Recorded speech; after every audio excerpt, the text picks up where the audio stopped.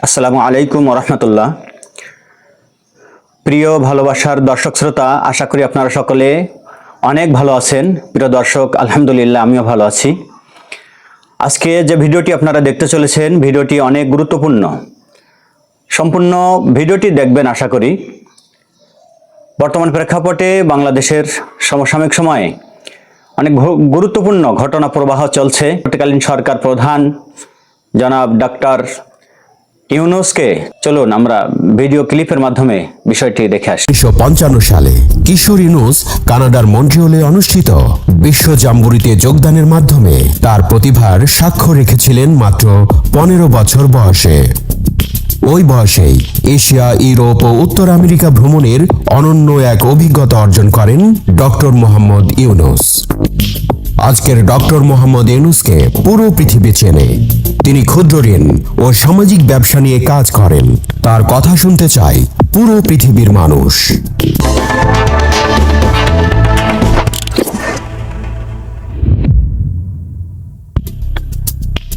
Doctor Mohammad Yunus 1940 সালের 28 June Chittagong জেলার হাটহাজারী উপজেলার বাথুয়া গ্রামে জন্মগ্রহণ করেন। তার বাবার নাম হাজী দুলা মিয়া সওদাগর এবং মায়ের নাম সুফিয়া খাতুন। মোহাম্মদ ইউনূসের সহধর্মিণী ডক্টর আফরোজি ইউনূস। ব্যক্তিগত জীবনে মোহাম্মদ ইউনূস 2 কন্যার পিতা। মোহাম্মদ ইউনূসের ভাই মোহাম্মদ ইব্রাহিম ঢাকা বিশ্ববিদ্যালয়ের পদার্থবিজ্ঞান বিভাগের অধ্যাপক এবং ছোট ভাই মোহাম্মদ জাহাঙ্গীর একজন জনপ্রিয় টিভি ব্যক্তিত্ব। তার প্রথম বিদ্যালয় মহাজন ফকিরের স্কুল।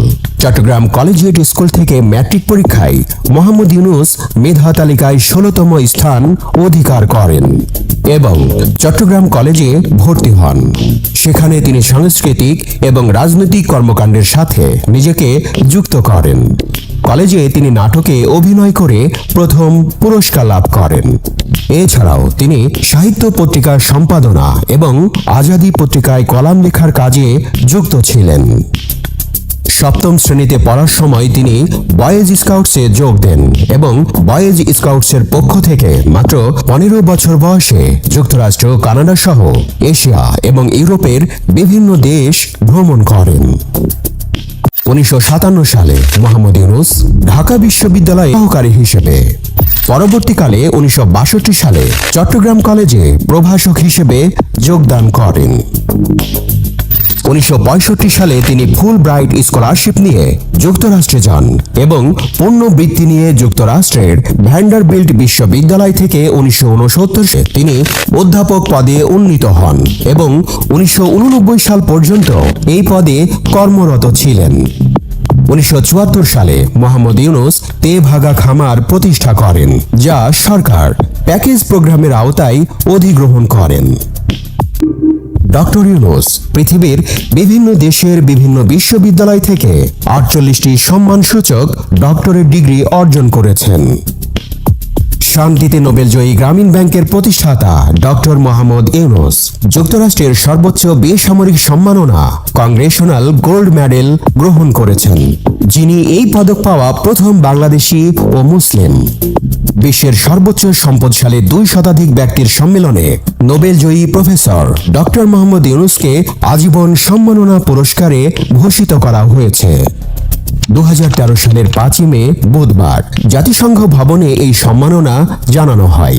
একজন সামাজিক উদ্যোক্তা হিসেবে ইউনূসকে এই আজীবন সম্মাননা পুরস্কার প্রদান করা হয়।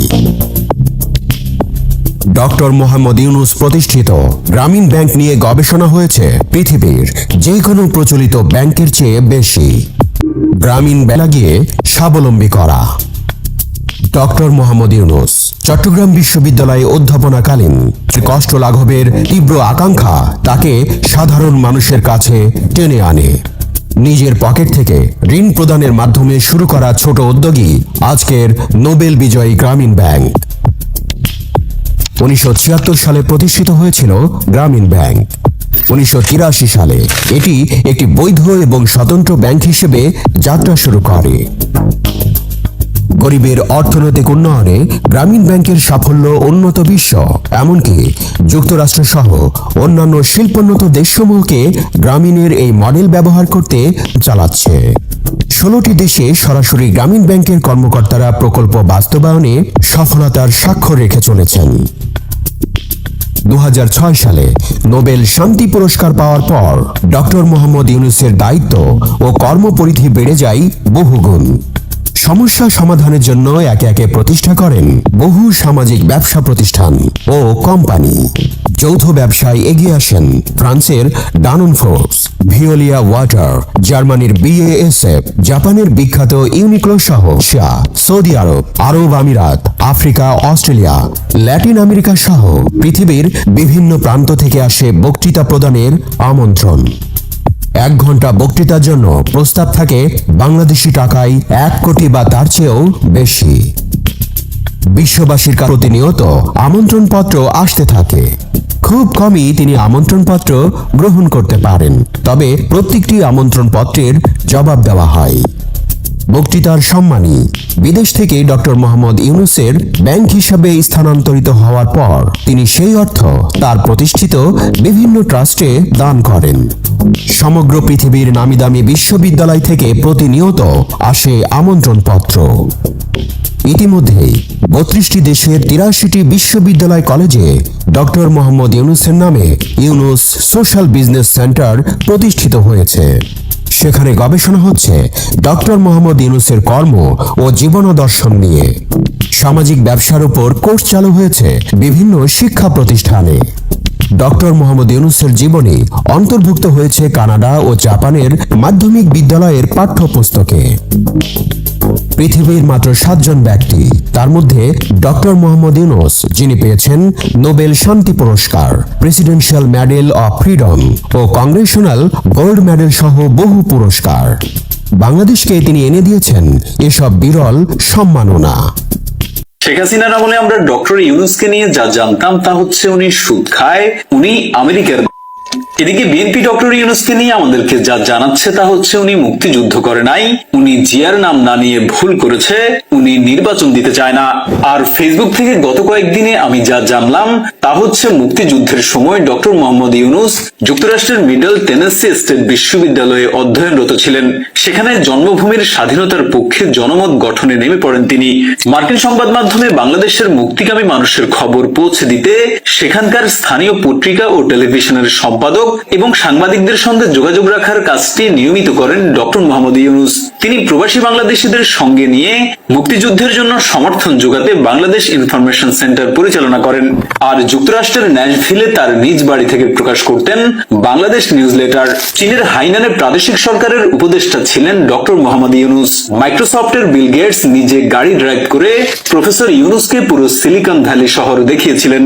নোবেল, আমেরিকান প্রেসিডেন্সিয়াল অ্যাওয়ার্ড আর মার্কিন কংগ্রেশনাল অ্যাওয়ার্ড পৃথিবীর ইতিহাসে 3টা পুরস্কারে জিতেছেন এমন মানুষ মাত্র 12 জন। সেই 12 জনের একজন professor doctor Mohammad Yunus. Olympic games পৃথিবীর সম্মানজনক প্রতিযোগিতার একটি, আর অলিম্পিকের সবচেয়ে সম্মানিত মেহমান হলেন মশাল বাহক। জাপানে অনুষ্ঠিত 2020 সালের অলিম্পিকে মশাল বাহক ছিলেন প্রফেসর ডক্টর মোহাম্মদ ইউনূস। 2024 সালে ফ্রান্সে অনুষ্ঠিতব্য প্যারিস অলিম্পিকের আয়োজক কমিটির 3 জনের একজন হচ্ছেন ডক্টর মোহাম্মদ ইউনূস। সেখানে আরেকজন ছিলেন ফরাসি প্রেসিডেন্ট ম্যাক্রো। আর 2026 সালে ইতালি অলিম্পিকের জন্য ইতালিয়ানরা ওনাকে পাওয়ার জন্য তদবির করছে। পুরো অলিম্পিকের মডেলই ছিল 3-0। সারা পৃথিবীর 160টা ইউনিভার্সিটিতে মোহাম্মদ ইউনূস সেন্টার আছে। ইউনিভার্সিটি গুলো নিজেদের উদ্যোগে এটা করেছে। এর প্রধান কারণ হচ্ছে তার মাইক্রো ফাইন্যান্স, যেটা তাকে এবং তার গ্রামীণ ব্যাংকে নোবেল শান্তি পুরস্কার এনে দিয়েছিল। ডক্টর ইউনূস হচ্ছেন পৃথিবীর one of the highest paid speaker. Speech দেওয়ার জন্য ওনাকে টাকা দিয়ে নিয়ে যাওয়া হয়। ওনার বক্তব্য শোনার জন্য খরচ করতে হয় 75,000 থেকে $1,00,000। কখনো কখনো ওনাকে আরো বেশি পেইড করা হয়। বিশ্বের লিডিং ইন্টেলেকচুয়ালের যে কোনো তালিকায় টপ 10-এর ভেতরে থাকেন ডক্টর ইউনূস। মুসলিম বিশ্বে নোবেল বিজয়ী ইউনূসের বিকল্প খুঁজে পাওয়াটা খুবই কঠিন, কিন্তু তিনি আমাদের বাংলাদেশের।